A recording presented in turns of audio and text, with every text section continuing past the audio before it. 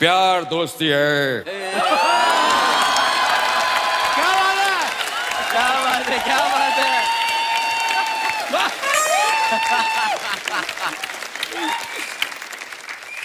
अगर वो मेरी सबसे अच्छी दोस्त नहीं बन सकती तो मैं उससे प्यार कर ही नहीं सकता। अमेजिंग, अमेजिंग, वाह। इधर आओ। क्योंकि दोस्ती के बिना प्यार तो होता ही नहीं है। क्यों अंजलि? अरे सही कहा था।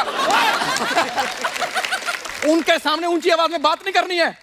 उनका सिंघम आ गया ना तो पंजा पड़ना तुम्हारे। ये तुम्हारे वाली अंजलि नहीं है। मदन चोपड़ा।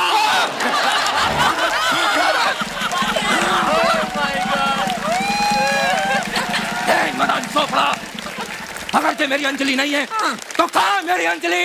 अंजलि